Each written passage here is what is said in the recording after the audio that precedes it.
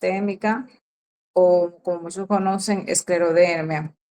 Entonces, ya partiendo desde el tema, tenemos que la esclerosis sistémica progresiva o esclerodermia, también como muchos la conocen, es una enfermedad que afecta sobre todo al tejido conectivo, pero básicamente su principal alteración está en la piel, aunque siempre haciendo la salvedad que es una enfermedad sistémica. Entonces, esta enfermedad se caracteriza por un aumento excesivo de depósitos de fibra de colágeno a nivel de la piel, en unión también a un defecto en la microvasculatura, provocando una vasculopatía autoinmune. Esto también está asociado a presencia de autoanticuerpos que están en esta enfermedad, o sea, con una predisposición elevada, lo que te va a determinar que eso sería un proceso autoinmune. Como su nombre lo dice y como pueden ver en la diapositiva, esclerodermia viene de la palabra que significa escleros, que es duro, y esto es por el endurecimiento que adopta la piel al tener esta enfermedad. Y dermis, obviamente, de la piel. Entonces, ustedes ven aquí en este triángulo donde podemos ver una triada, que es la que caracteriza la fisiopatología de la enfermedad. Está una vasculopatía, como le dije, está la fibrosis, que es el fenómeno fundamental que se va a dar en esta enfermedad, y obviamente estamos hablando de una entidad autoinmune, por lo cual hay una presencia elevada de autoanticuerpos que vamos a determinar y vamos a ver más adelante. Entonces, aquí están mencionamos los anticuerpos. Si sabemos que hay múltiples anticuerpos que pueden estar positivos en esta enfermedad, partiendo, por ejemplo, del ANA, que son los anticuerpos antinucleares, que también están positivos en un elevado porcentaje, puede ser entre hasta un 90% de los pacientes con esclerosis sistémica van a tener ANA positivo. De los anticuerpos ya más específicos, entonces podemos ver el anticuerpo anticentrómero. El anticentrómero, ahí están las siglas ACA, también le decimos eh, el anticuerpo, el antitopoisomerasa también se presenta, y también se presentan los anticuerpos anti-URNP y el anticuerpo PM SCL. De estos anticuerpos, tanto el anticentrómero como el SSL70, el antipolimerasa, son anticuerpos que están relacionados con las manifestaciones de la enfermedad. Y esto nos va a determinar, por ejemplo, un pronóstico, ya que si vemos un paciente con un anticuerpo asociado, en este caso el anticentrómero, sabemos que este paciente probablemente tenga una esclerosis sistémica limitada y que sus manifestaciones clínicas, por ejemplo, a nivel pulmonar, pudiera estar afectado más que todo una hipertensión pulmonar en vez de una fibrosis pulmonar, al contrario de que si está presente el SL70 o la antitopoisomerasa, como se llama, entonces asociamos el cuadro clínico de estos pacientes, más probablemente tendría, por ejemplo, una neumopatía intersticial en vez de una eh, hipertensión pulmonar. Los otros anticuerpos, como el anti-URNP, el U3-RNP y el PMSCL, están asociados a otros, generalmente están asociados a otros procesos autoinmunes, como por ejemplo el complejo de soma PMSL está asociado más a las enfermedades miopáticas, o sea, manifestaciones miopáticas, y el U3-RNP está asociado más a la enfermedad mixta del tejido conectivo. Entre las causas de esclerosis sistémicas, sabemos que no hay una causa definida, pero hay factores que ya se han involucrado y se han asociado. Entre estos factores está el factor genético, y en base al factor genético sabemos que es más frecuente en el sexo femenino, con una alta prevalencia, o sea, por cada 9 mujeres, incluso hasta 14, otros dicen que hasta 17 mujeres por cada hombre se va a enfermar de escleroderma, de esclerosis sistémica. También en asociación con el HLA, pero esto no deja de ser débil, entre otras genes que están asociados a esta enfermedad. Entre los factores ambientales sí se han determinado varios, entre ellos, por ejemplo, está el polvo de sílice, está la silicona, de ahí también parte el famoso síndrome de Asa, que también da una enfermedad muy parecida a la escleroderma en este caso, y otros solventes, como solventes orgánicos, como ustedes pueden ver ahí, el cloruro de metilo, la metafenilandiamina, etcétera. Hay síndromes esclerodermiformes. ¿Qué quiere decir esto? Que son enfermedades o manifestaciones clínicas que se van a agrupar como síndromes y que van a asimilar a una esclerodermia. Sin embargo, no quiere decir que lo sean. Y están provocados, en este caso, como ustedes ven, generalmente por factores ambientales, como algunos solventes inorgánicos o orgánicos, algunos medicamentos.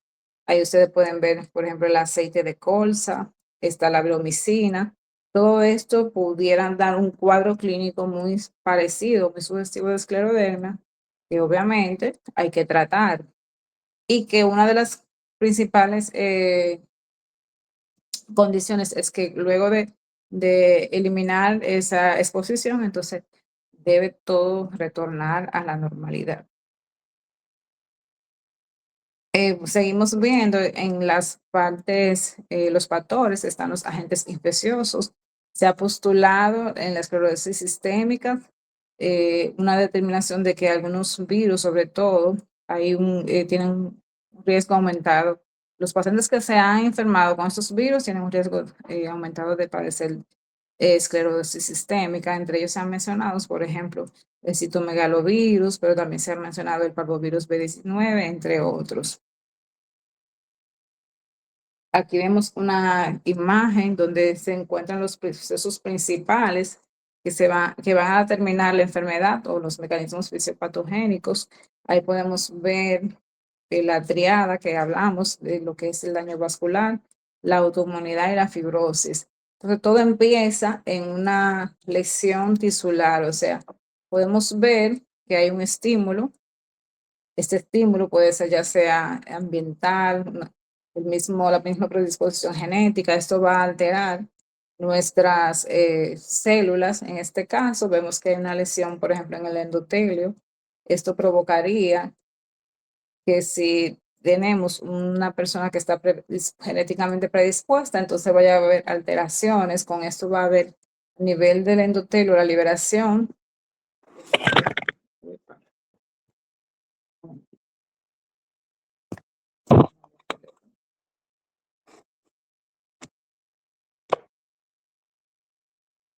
La liberación de moléculas de adhesión y a la activación también de otras de las células endoteliales. Esto va a provocar que haya un aumento, una liberación de la endotelina y otras quimiosinas que son las responsables del daño vascular.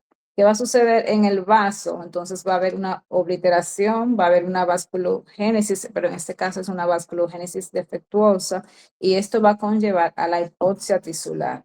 Así ustedes ven que estas sustancias que se liberan, tantos como las endotelinas, otras quimiosinas, van a activar lo que son los linfocitos T, en este caso, y también va a activarse otras células del sistema inmunológico, como están las células plasmáticas, están las células dendríticas, y estos van a liberar diferentes sustancias o diferentes interleuquinas que son responsables de entonces inducir o amplificar la respuesta inmunológica.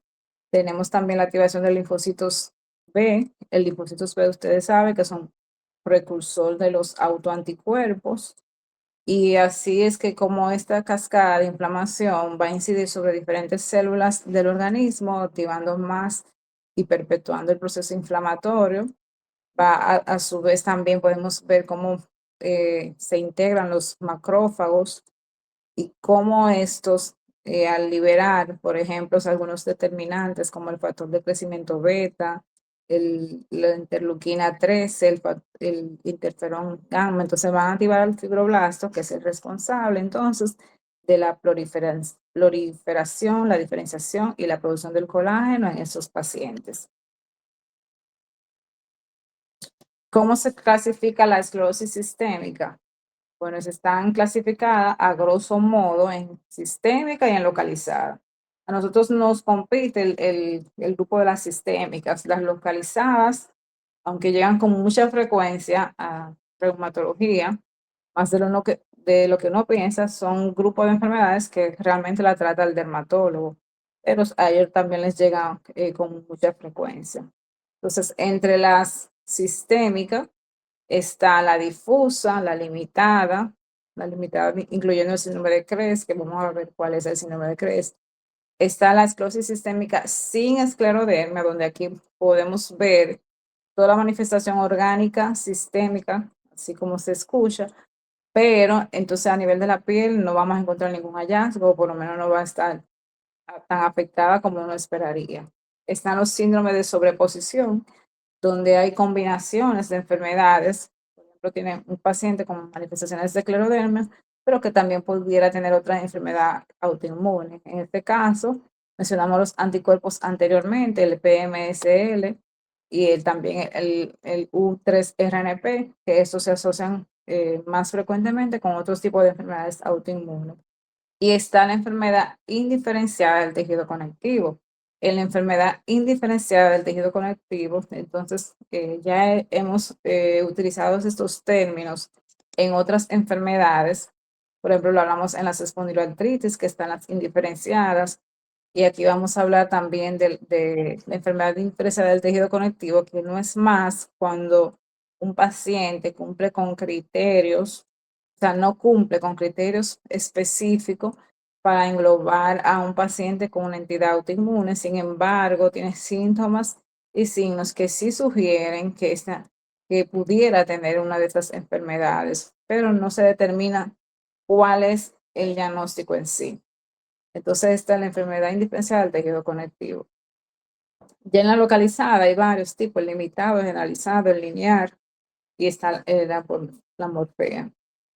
No vamos a hablar mucho de la localizada, sino decir que esta es mucho más común en niños que en adultos, por eso generalmente tampoco la vemos, y que esta tiene un buen pronóstico.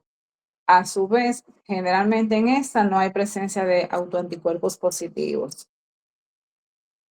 Estamos viendo aquí una localizada en un niño. Ustedes ven aquí una lesión a nivel del cuello, tipo morfea, y a nivel de la cara también. Ya entonces, entrando en la esclerosis sistémica progresiva, que es la que vemos que es la que afecta básicamente más al adulto. Esta es una enfermedad que es muy retante incluso para nosotros los reumatólogos, porque así como su nombre dice progresiva, por más opciones de tratamientos que existan, generalmente los pacientes tienen algún grado de progresión. Entonces es una enfermedad altamente, eh, no grave, por así decirlo, pero sí afecta bastante a diferentes órganos, entre ellos órganos importantes como el pulmón, que son uno de los órganos más afectados. Y bueno, el tema de la piel, que aparte del contexto estético, también va a generar cambios importantes a nivel de la funcionabilidad del organismo.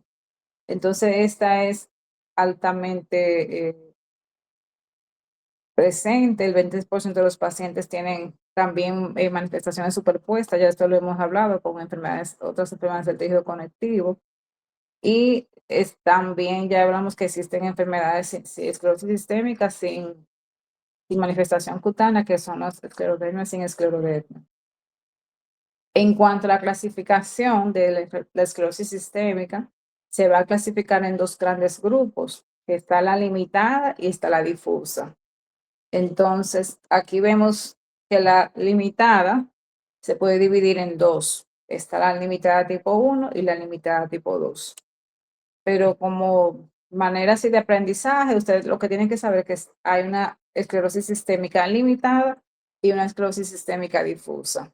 Entonces, ¿cuál es la diferencia? La van a ver en la imagen. Si ustedes ven, la limitada, la afección cutánea, aquí esto se da, esta clasificación es en cuanto a la afección cutánea. La afección cutánea es distal a los codos y a las rodillas. Esa es la diferencia con la difusa. Que la difusa, entonces la limitación de la piel es tanto distal y proximal a codos y rodillas. Entonces, esa es la diferencia más importante. El límite es la presión cutánea entre codos y rodillas. Uno es proximal y otro es tanto proximal y distal. Entonces, si la quieren diferenciar bien entre el tipo 1 y tipo 2, entonces la tipo 1 es distal a manos y pies y la tipo 2 distal a codos y rodillas. Entonces, esta clasificación, como les mencioné, está basada en la piel, pero también cuando tenemos la afección cutánea en la piel, pudiéramos inducir o entender cuáles son las manifestaciones orgánicas más frecuentes.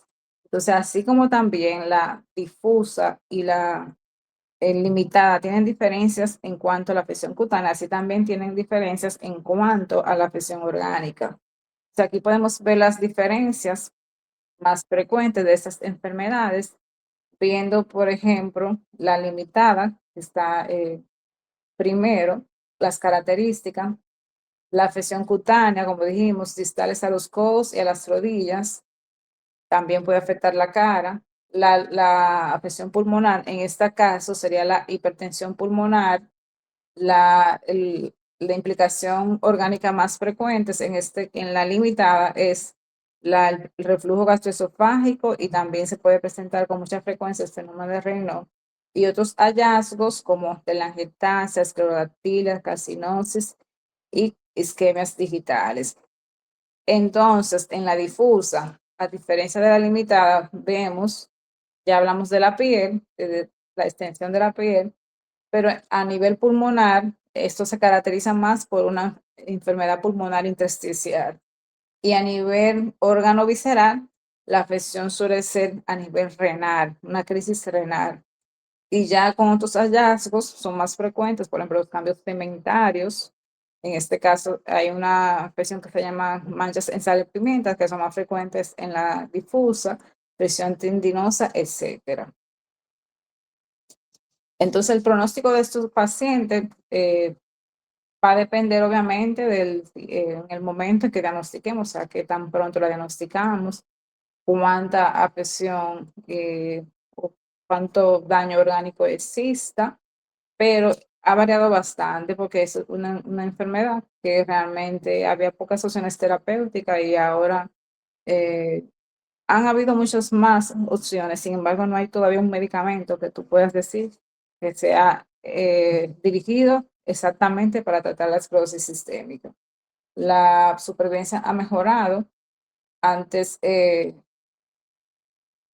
la mortalidad era muy alta con estos pacientes que morían por afección cardíaca sobre todo y por afección pulmonar, que es la causa más frecuente.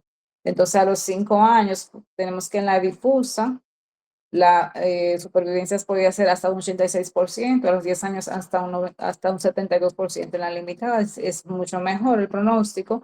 A los 5 años tiene una supervivencia de hasta un 95% y a los 10 años hasta un 92%. Entonces también sabemos que el pronóstico va a depender de la afección cutánea.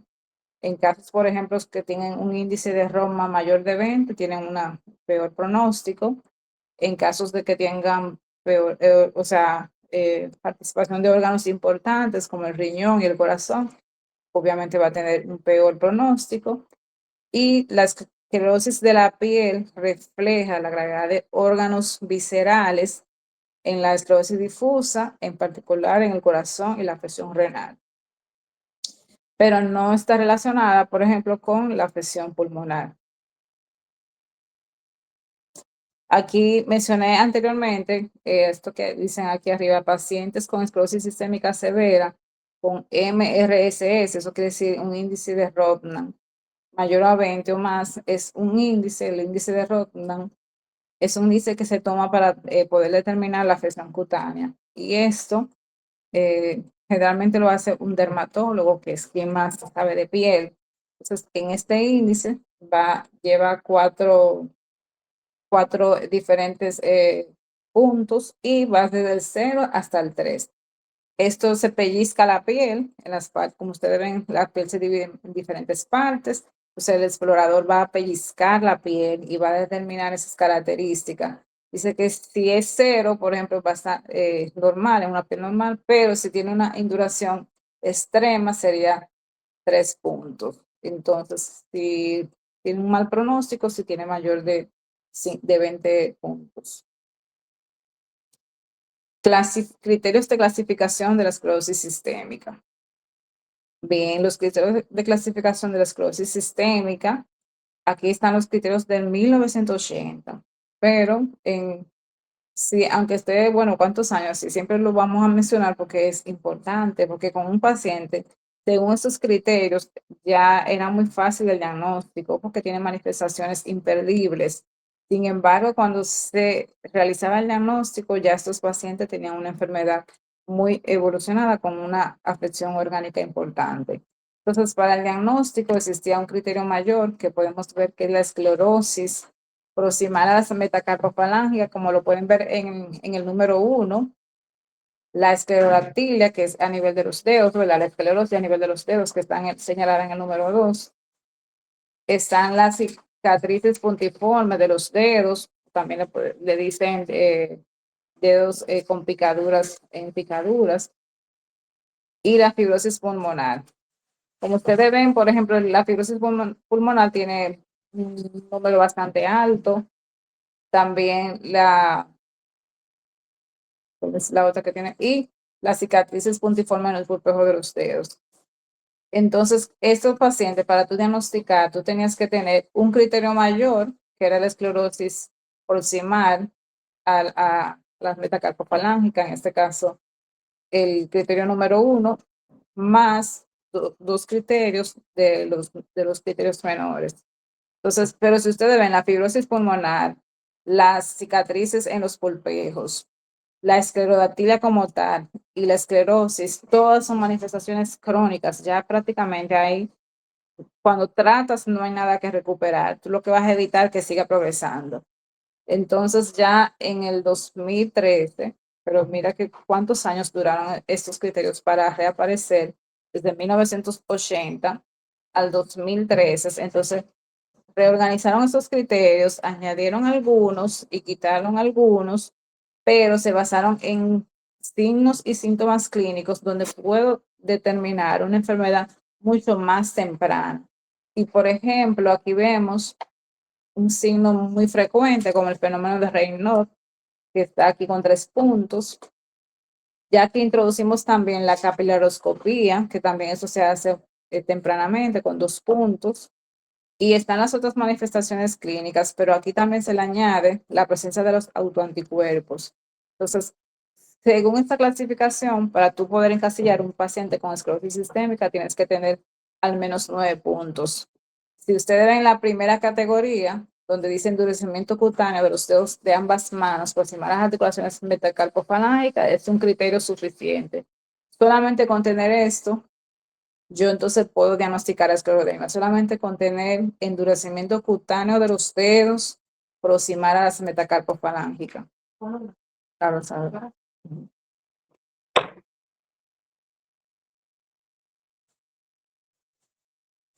Entonces lo que aquí resaltamos, bueno, lo que ya le había mencionado, aquí cabe destacar también que aparte de la enfermedad pulmonar intersticial, también está la hipertensión pulmonar como un criterio que fue incluido. Seguimos en el intento de diagnosticar a los pacientes mucho más temprano, porque sabemos que todo depende de ahí para uno poder incidir realmente positivamente en esos pacientes y que no evolucione la enfermedad en su curso natural. Entonces, hay unos criterios que también se llaman criterios de esclerosis muy temprana, donde esto te orienta a señalar cuáles son las banderas rojas para tú poder pensar tempranamente en un paciente con esclerosis sistémica. Así tenemos, primero, el primer paso es determinar si el paciente tiene, por ejemplo, fenómeno de Raynaud, si tiene puffy fingers, o esos son dedos edematosos que son frecuentes en la fase aguda de la esclerodermia, y la presencia de anticuerpos antinucleares. Si tenemos estas tres banderas rojas, entonces podemos ya establecer el diagnóstico de una esclerosis sistémica muy temprana. O sea, fenómeno de Raynaud, un ANA positivo y tal vez los deditos un poquito inflamados. Entonces, ¿qué hacemos? Bueno, entonces ahí hacemos una capilaroscopía y, bueno, determinamos, como hablamos que tenían ANA positivo, ahí determinamos la presencia de anticuerpos específicos. En este caso, si hay un SL70 o un anticentrómero, entonces ahí determinamos que el paciente tiene una esclerosis sistémica ya confirmada. Mediante esos sistemas de banderas rojas o estas señales, ¿verdad?, de alerta, podemos ver que el 89% de estos pacientes con tres señales son clasificados con esclerosis sistémica muy temprana y que el 56% no cumplían los criterios ACE regular, que fueron los criterios que vimos anteriormente. Entonces, eso quiere decir que, miren, no, ni siquiera lo llevan a cumplir, pero ya tenían la enfermedad. Y ya el 80% iba a tener EPI, que es la enfermedad pulmonar intersticial, y o afección gastrointestinal.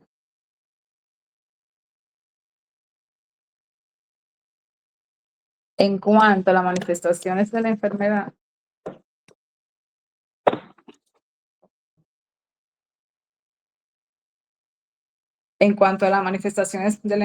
vamos a empezar con la esclerosis cutánea. Hablamos de esclerodermia, o sea, que afecta la piel, que afecta, que provoca esclerosis, ese es el nombre, eso se quiere decir.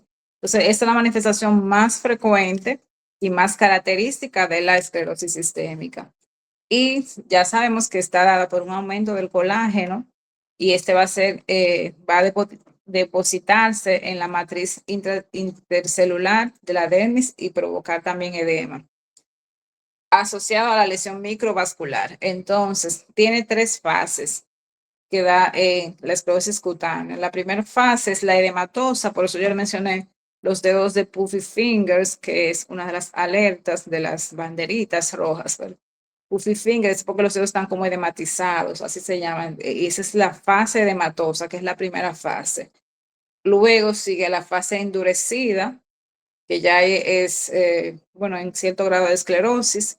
Y por último, la fase atrófica, donde el tejido está tan afectado que ya podemos ver que la piel se adhiere totalmente a las partes blandas, incluso aquí va a provocar, así como dice, atrofia de los músculos, va a haber encogimiento de los tendones, va a haber dificultad para realizar el cierre de las manos, va a haber pérdida de la fuerza y esto va a conllevar al deterioro crónico en estos pacientes, así como también la misma lesión microvascular va a provocar úlceras digitales, va a provocar, por ejemplo, la osteonecrosis a nivel distal y todo va a generar cambios importantes, crónicos, irreversibles.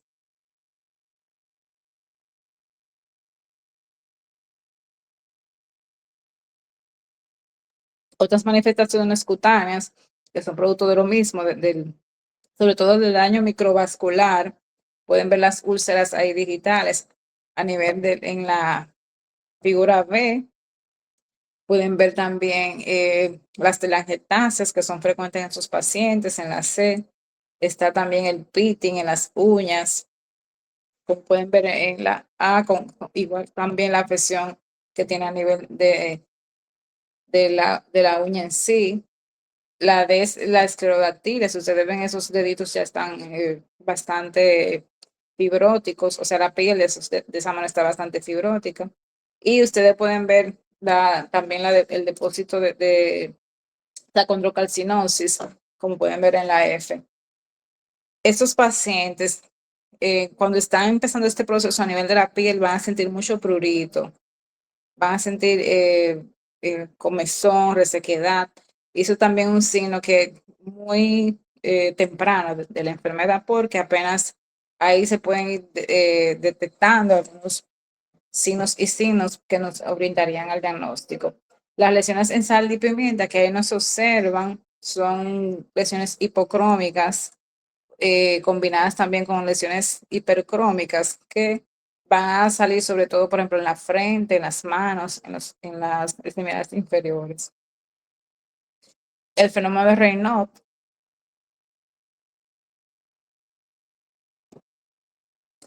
es una respuesta vasoconstrictora que es muy frecuente en los pacientes con esclerosis sistémica, aunque no solamente lo vamos a ver en los pacientes con esclerodermia. Entonces, esta respuesta vasoconstrictora, como dice, es inducida por el frío, por el estrés emocional. Entonces, lo que estos pacientes van a referir es que cuando ellos, por ejemplo, abren las neveras, cuando, por ejemplo, beban con hielo, con agua fría, o se ponen el frío directamente o están en un sitio con aire acondicionado, va a haber cambios a nivel de las manos, sobre todo que es donde más notorio está, aunque se pueden ver en otras zonas como en las orejas, en la nariz, las extremidades inferiores. Entonces, estos pacientes con fenómeno de Raynaud tienen tres fases, sobre todo para tú decir que es un fenómeno de Raynaud, debe tener tres fases. De esas tres fases, tienes que cumplir al menos dos fases. Entonces está la fase pálida, la fase hiperémica y la fase cianótica. Para que hayan, para que sea un fenómeno de Raynaud, de las tres fases tiene que al menos eh, haber dos. Entonces la fase 1 es la fase ya, eh, la fase pálida, o sea, cuando hay una palidez cutánea. Eso se da básicamente por una disminución, una vasoconstricción a nivel de los vasos y, o sea, de los vasos periféricos. Esto va a generar que el mantenimiento de esa vasoconstricción llegue entonces a la hipoxia, provoca entonces ya la fase cianótica y luego entonces cuando estos vasos retornen su flujo y cuando ya se provoque la vasodilatación, entonces va a haber una fase hiperémica. Esas son las tres fases del fenómeno de Raynaud. ¿Cómo se clasifica el fenómeno de Raynaud? Tenemos que tenerlo muy pendiente porque hay un fenómeno de Raynaud primario, donde no hay una causa en sí, donde no se evidencia ninguna causa, y está el secundario.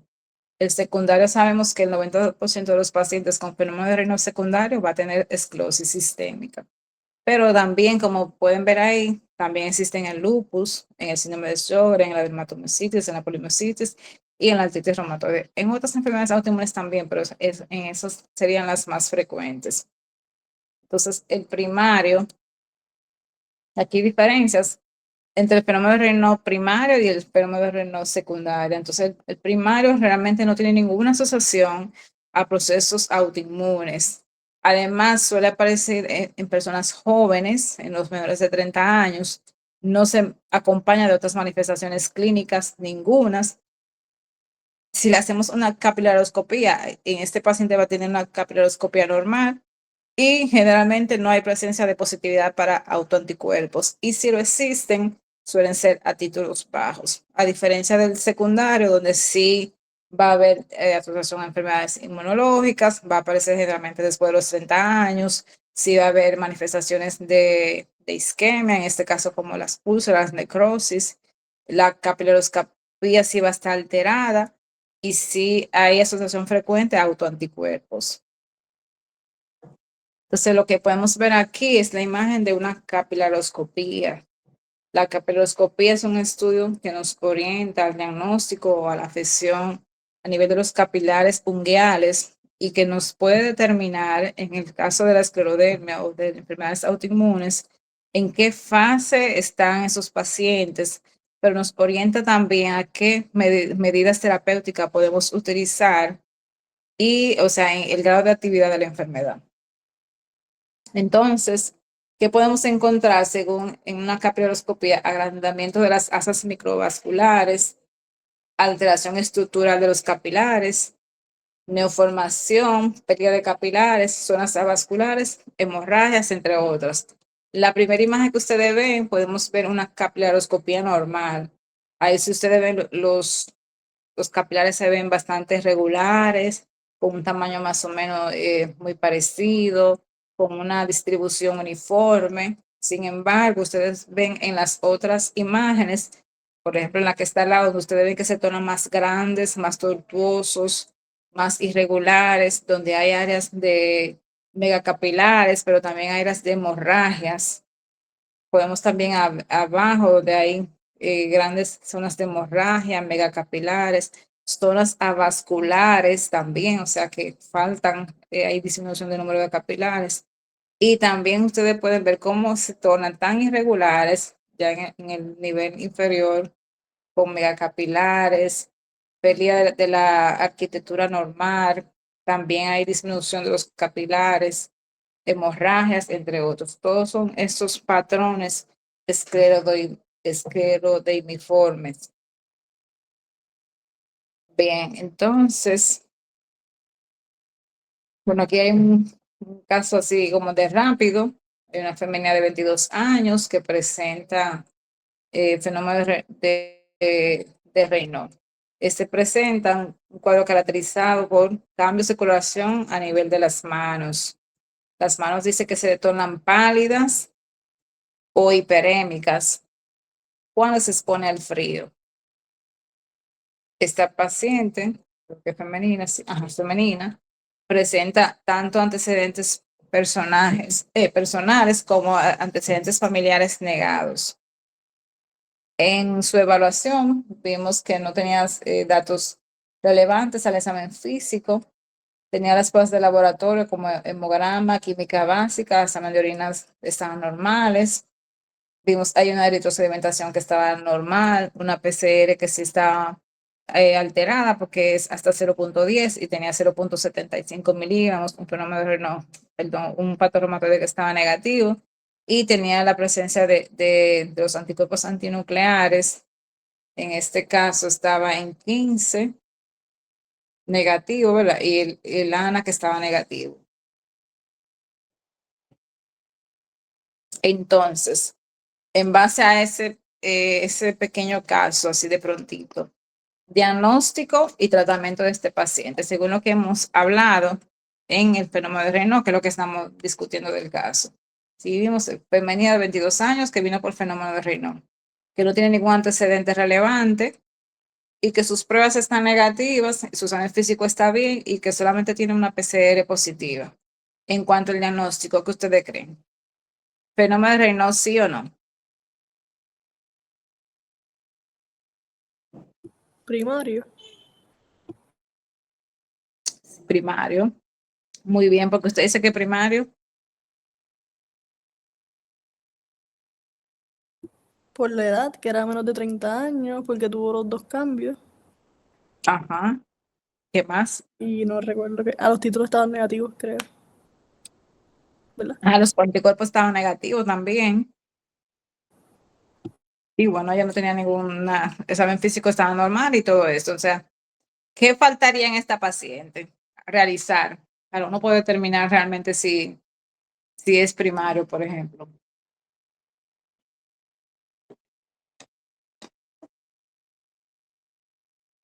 O sea, para completar de la investigación en esta paciente, ¿qué faltaría? La capilaroscopia. Exacto, muy bien. Entonces, esta paciente, una paciente de seguimiento, ya entendemos que, o sea, un paciente con fenómeno de Raynaud primario pudiera desarrollar a lo largo del tiempo una causa secundaria, o sea, un fenómeno de Raynaud secundario, pero con lo que vemos en ella, todo indica que va a ser primario. Pero en la capilaroscopía podemos determinar si hay daño realmente a nivel de los capilares que en un fenómeno de Raynaud primario no debe de haber. Bien, entonces hay personas, por ejemplo, de tez blanca o que genéticamente tienen este trastorno de fenómeno de Raynaud, que sí hay que investigar, siempre hay que investigar, porque siempre hay que determinar si hay una causa secundaria y dar seguimiento o tratamiento. Entonces, en cuanto al compromiso facial, estos pacientes adoptan lo que le llaman cara de muñeca o de maniquí, donde ustedes ven que ellos pierden la expresividad, pero también hay aumento, por ejemplo, de surcos a nivel de los labios. Esas manchitas que ustedes ven aquí en esta paciente son las llamadas manchas de sal y pimientas que están ahí. También se caracteriza la afección por una microstomía, que es la disminución de la apertura oral en esos pacientes, y esto es por la afección cutánea y lo que conlleva eh, la parte de los músculos, de la tejidos blandos, como es esclerosa, y entonces estos pacientes tienen dificultad para abrir la boca de manera natural. A nivel del aparato digestivo, mencionamos ya cuáles son los más frecuentes. Por ejemplo, en la limitada va a ser la hipertensión pulmonar y en la difusa va a ser la neumopatía intersticial. Esto que ustedes ven aquí es un pulmón donde tiene ya una imagen en video esmerilado, eso o sea, una fibrosis pulmonar, y ese se ve más frecuente en los pacientes que tienen la enfermedad, o sea, la esclerosis sistémica difusa asociado el anticuerpo antitopoisomerasa o el SL70. El diagnóstico de este proceso hay que hacerle sus tomografías de alta resolución, hay que hacerle espirometría, hay que hacerle todas sus pruebas de función pulmonar y hay que hacerle sus pruebas de ventilación, perfusión también. La hipertensión pulmonar, ya dijimos, se ve más frecuente en los pacientes con esclerosis sistémica limitada, puede ser muy severa la hipertensión pulmonar, que superar hasta los 30 milímetros de mercurio. Y ya saben que está asociada al anticuerpo anticentrómero. Diagnóstico, una ecocardiografía, sobre todo transesofágica, y otras pruebas ahí complementarias. El compromiso renal realmente no es tan frecuente, dice que aparecen sobre todo en la difusa, recuerden. Esto se asocia más frecuentemente al uso indiscriminado de esteroides en los pacientes con esclerosis sistémica, por lo cual en la esclerosis sistémica o la esclerodermia es una de las enfermedades donde usamos esteroides con mucha precaución, porque esto está asociado a la crisis renal esclerodérmica. Y la crisis renal esclerodérmica es un cuadro muy agudo, muy aparatoso, muy maligno, que se caracteriza por una hipertensión arterial brusca, una hipertensión arterial maligna, que puede haber daño renal incluso importante, puede conllevar a encefalopatía hipertensiva, aumento de las creatininas, a trombocitopenia, etcétera. O sea, te da un cuadro muy severo. Entonces, por eso, en los pacientes con esclerodermia o esclerosis sistémica, siempre vamos a utilizar siempre que se necesite, se van a utilizar, pero con mucho cuidado y a una dosis baja. El compromiso musculoesquelético puede haber desde artralgias, casi nunca hay artritis, pero puede estar asociado a artritis. Va a haber siempre en los músculos atrofia muscular, fibrosis, nocitis.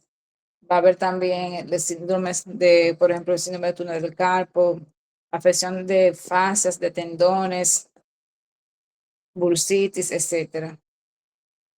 El compromiso cardíaco con estos pacientes sí suele ser frecuente, suele ser hasta un 30 o un 80%. El derrame pericárdico es una de las manifestaciones más frecuentes a nivel cardíaco. Puede haber también fibrosis miocárdica, miocarditis, hay trastornos del ritmo también cardíaco, entre otros. Entonces, ya hablando de prácticamente lo más básico de la enfermedad, entonces entramos al tratamiento. En el tratamiento, primero que nada, principios generales, ¿verdad? Definir el fenotipo, o sea, es difusa, es limitada, cuáles son los órganos que están involucrados, en qué estadio de la enfermedad está y, bueno, rediseñar y personalizar el tratamiento.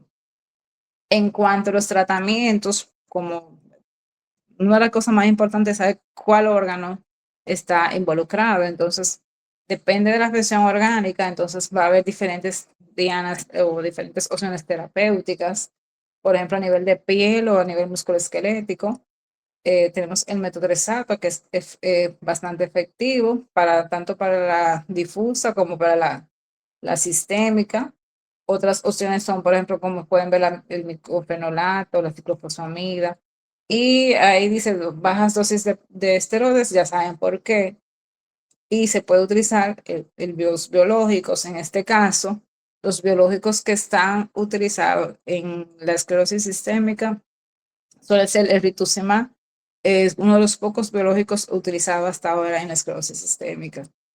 En la enfermedad pulmonar intersticial o ILD, como dice ahí, eso también va a depender. Una de las medidas terapéuticas recomendadas es la ciclofosfamida, el micofenolato o la azathioprina. En la hipertensión pulmonar, como vemos, podemos utilizar diferentes opciones. Aquí están las prostaglandinas, los inhibidores de la fosfodiesterasa 5, también los inhibidores de la endotelina, etcétera. La vasculopatía digital, aquí podemos utilizar también los inhibidores de los calcio antagonistas, también, por ejemplo, la fluoxetina o también los ARA, los inhibidores ARA, entre otros. Y ya a nivel renal, en la crisis renal, son una buena opción terapéutica en esos pacientes, los inhibidores de la enzima convertidora de angiotensina. Sabemos que tenemos que manejar la parte de los esteroides que deben usarse a dosis bajitas. Y bueno, ese es un resumen del cuadro de la esclerodermia. Entonces, también aquí le mencionamos en cuanto a la esclerosis sistémica, otra entidad que es muy frecuente en reumatología y siempre cabe dentro del tema de esclerosis sistémica porque es de la enfermedad mixta del tejido conectivo, que es lo que ustedes ven ahí, EMTC, enfermedad mixta del tejido conectivo. De las manifestaciones más frecuentes que tiene la enfermedad mixta del tejido conectivo son las manifestaciones de esclerodermia, pero entonces también tienen combinación con miopatías, con artritis reumatoide y con lupus. Entonces, ¿qué caracteriza esta enfermedad? Aparte de esa combinación de estos cuadros, la presencia de anticuerpos URNP bastante elevados. Este es como quien dice el criterio inmunológico de esta condición. Y los síntomas de esta enfermedad son poliartritis o artritis, ¿verdad? El edema de las manos, el fenómeno de Raynaud, la esclerodactilia, la miositis y la hipomotilidad esofágica. Entonces, siempre cuando en el tema de esclerodermia siempre se habla de la enfermedad mixta del tejido conectivo, porque las manifestaciones más predominantes suelen ser de esclerosis sistémica combinada con una de las otras enfermedades aquí mencionadas. Esta enfermedad tiene criterios para esto, o sea, hay criterios para la enfermedad mixta del tejido conectivo, que generalmente uno en la práctica clínica no se vaya tanto a los criterios, sino que es fácil, o sea, un paciente que te llega con manifestaciones de esclerodermia o con alguna otra enfermedad, otra enfermedad ya sea un lupus, una polimiositis o una artritis reumatoide, y que tú le hagas un panel autoinmune y que resulte que tenga un URNP a títulos elevados, entonces, y no tiene manifestaciones concluyentes de ninguna de las otras enfermedades. Por ejemplo, tú no tienes un diagnóstico que tú puedas decir, no, es lupus, no tiene otra cosa. Entonces, este paciente, fácilmente el diagnóstico más presuntivo sería una enfermedad mixta del tejido conectivo. Por ejemplo, también se caracteriza, como ustedes ven, la presencia del anticuerpo positivo, el fenómeno de Raynaud o los dedos hinchados. Y a menos de los siguientes criterios: sinovitis, miositis, leucopenia, dismotilidad esofágica, pleuritis, pericarditis o enfermedad pulmonar intersticial. Entonces, es un diagnóstico muy parecido a la esclerodermia, pero vemos que el marcador es el anticuerpo URNP a títulos elevados. También mencionar el síndrome autoinmune inflamatorio inducido por adyuvantes o enfermedad de Asia. Sabemos que en los últimos años, con el advenimiento de la cirugía estética, del deseo de la mujer cada día verse más bonita, más atractiva, de tener curvas, de tener mucho pecho, muchas nalgas. Entonces, todo esto ha conllevado un aumento también de este síndrome, porque este síndrome, como dice, inducido por adyuvantes. Entre los adyuvantes está la silicona, que es uno de los que más se ha relacionado, pero también en años atrás, ya recientemente no se usa tanto. Ustedes recuerdan las infiltraciones con biopolímeros que causaron mucho daño. También esos son uno de los ayudantes que estaba asociado a este tipo de afección.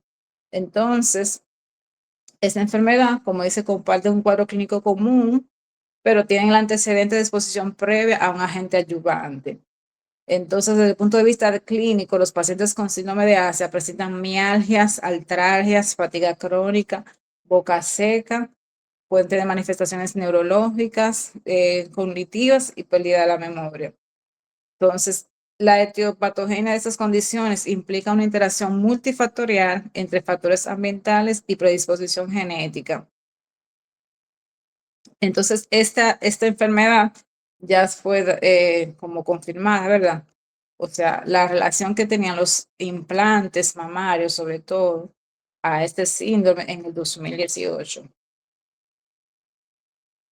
Entonces, este fenómeno inmunitario se ha reportado en cuatro. Este tipo de síndrome de Asia son cuatro entidades básicamente.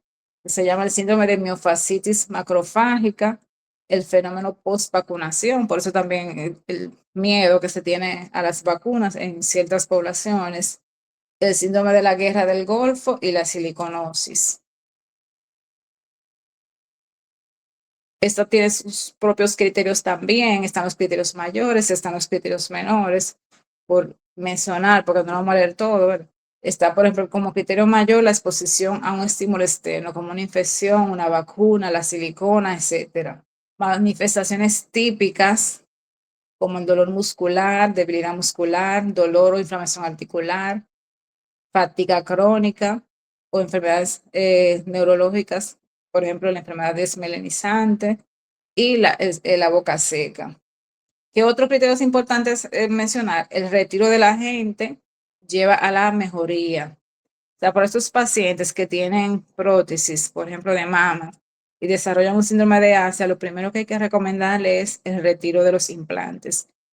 Con esto se supone que todo va a retornar o volver a la normalidad. Entonces, los criterios menores pueden ver la parte genética, otras manifestaciones clínicas asociadas, como por ejemplo el síndrome de intestino irritable o desarrollo de una enfermedad autoinmune. Entonces, en cuanto a tratamiento, lo que recomiendan es eso, retirar el agente causal. Entonces, aquí hay un caso clínico que no lo vamos a ver porque hay otras cosas de qué hablar. En este nivel no hemos hablado de casos clínicos.